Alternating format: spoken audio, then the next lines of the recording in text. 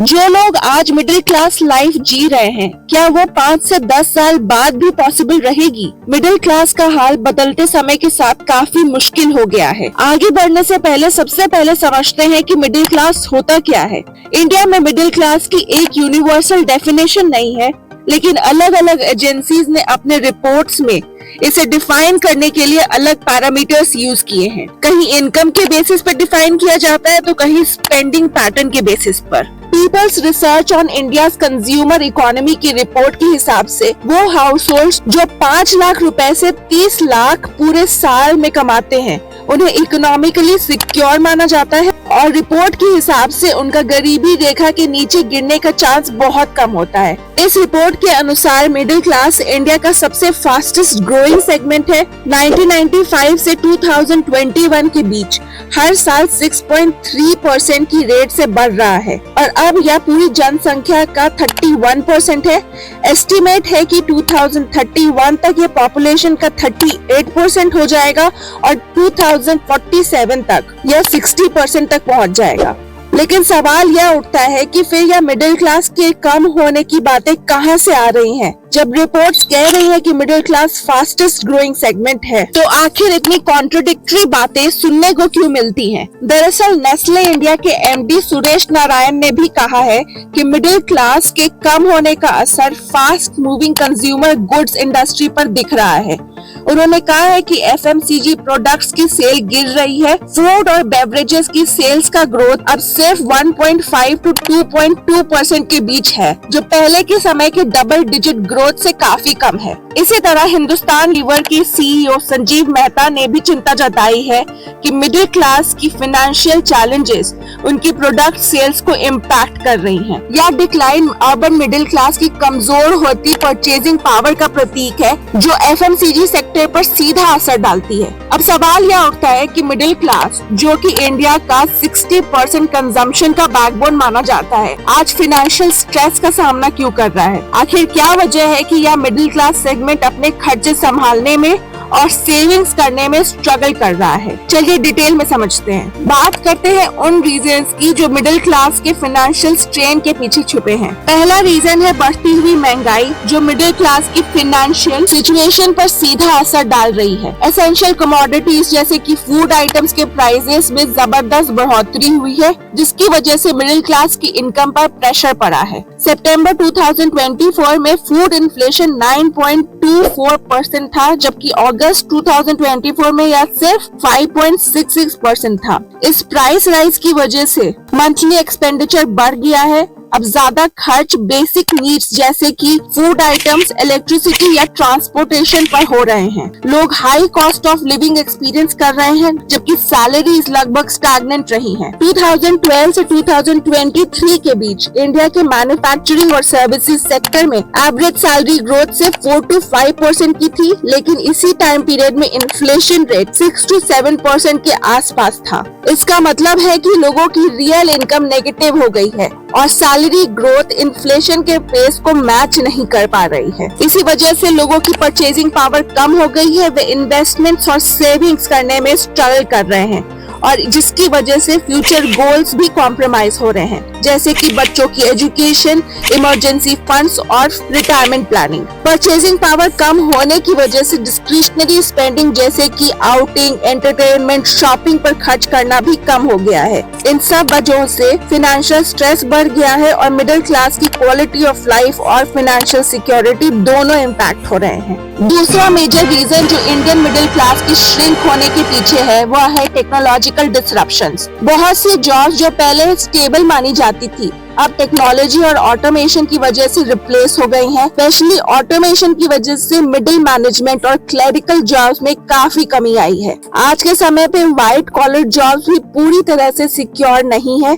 Permanent full time jobs की जगह पे कंपनियां कॉन्ट्रैक्ट जॉब्स और फ्रीलांसर्स को हायर कर रहे हैं, जैसे कि आईटी सेक्टर में भी काफी लेऑफ्स देखने को मिले हैं। जॉब इनसिक्योरिटी की वजह से हाउस होल्ड सेविंग जीडीपी के परसेंटेज में अपने सबसे लोएस्ट पर है। मिडिल क्लास हाउस होल्ड का खर्च भी बढ़ा है।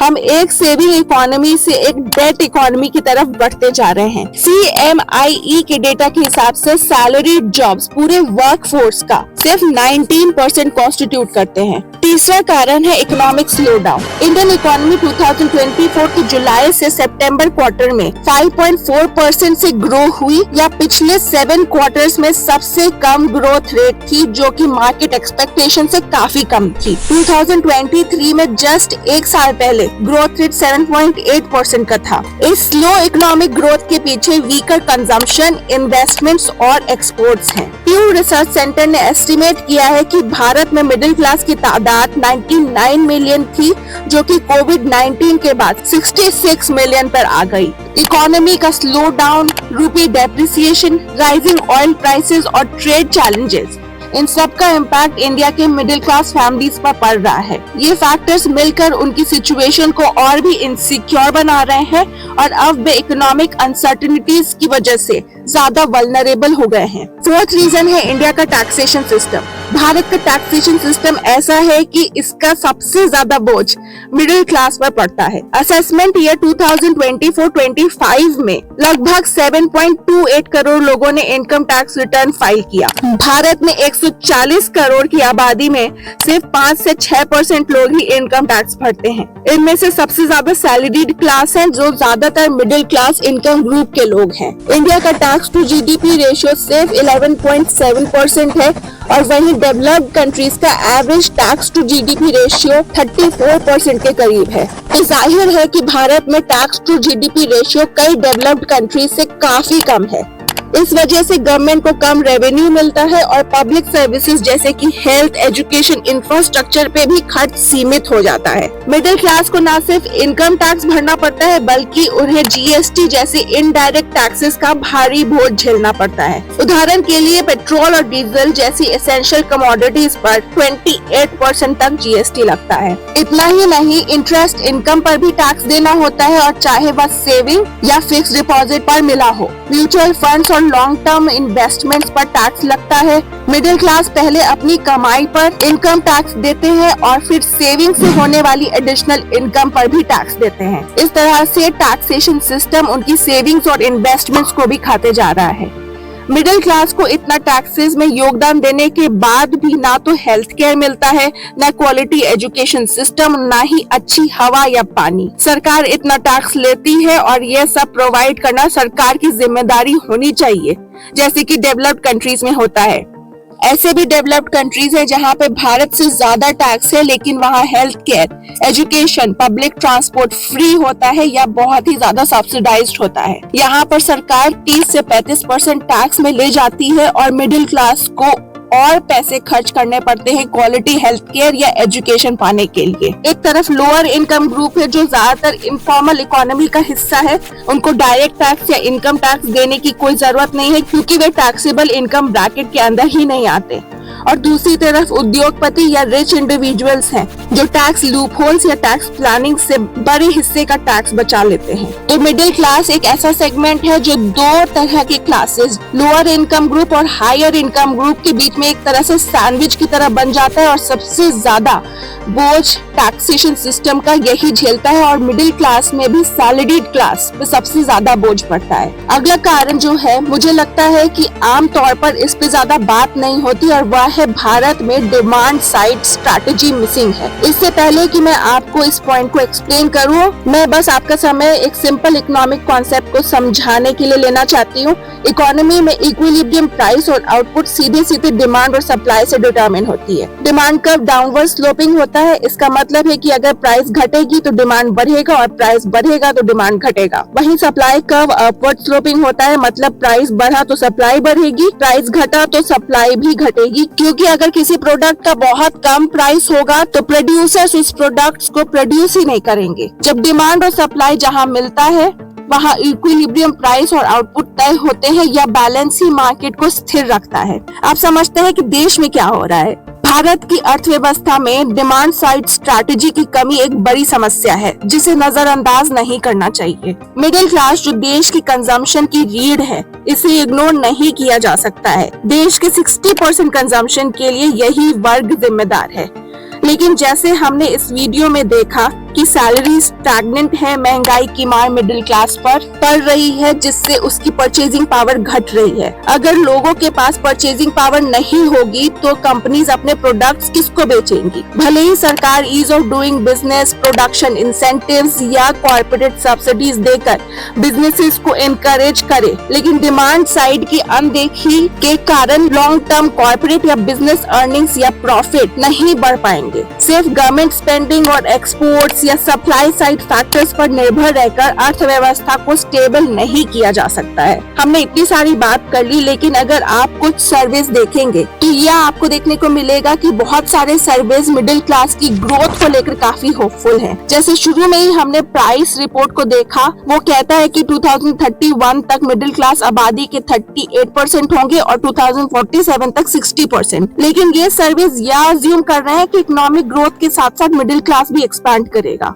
आज भारत में इकोनॉमिक ग्रोथ के बावजूद इनकम इनइक्वालिटी बनी हुई है। 2022 के ऑक्सफैम रिपोर्ट के अनुसार भारत में 1% सबसे अमीर लोगों के पास देश की कुल संपत्ति का 40% हिस्सा है, जबकि देश के निचले 50% लोगों के पास केवल 3% संपत्ति है। जीडीपी ग्रोथ के बावजूद मिडिल क्लास तेजी से एक्सपैंड नहीं हुआ है। ऑफ कोर्स सर्विस में लॉन्ग टर्म प्रोजेक्शन है कि अल्टीमेटली देश में सब अच्छा ही होगा, मिडिल क्लास थ्राइव करेगा, फॉरेन बिजनेसेस इंडिया में और भी ज्यादा इन्वेस्ट करेंगे क्योंकि इंडिया एक बहुत बड़ी मार्केट होगा। यह सब अच्छी बातें हैं, लेकिन शॉर्ट टर्म चैलेंजेस तो मिडिल क्लास इस देश में फेस कर ही रहा है। भारत में मिडिल क्लास को मजबूत बनाने के लिए सिर्फ ख्वाहिशें नहीं बल्कि ठोस कदम उठाने होंगे। सबसे पहले स्किल डेवलपमेंट को बढ़ावा देना होगा। Artificial intelligence, cyber security, green technology जैसे क्षेत्रों में निवेश करने से मिडिल क्लास को अच्छी और परमानेंट व्हाइट कॉलर जॉब्स मिल सकती हैं।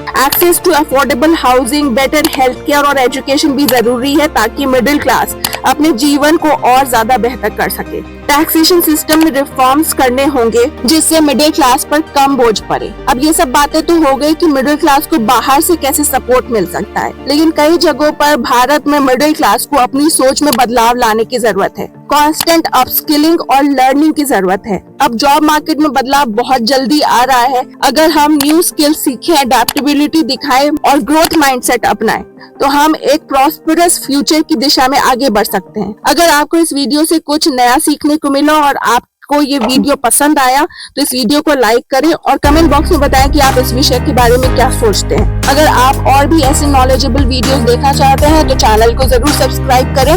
Thank you for watching the video. मिलते हैं अगले वीडियो में।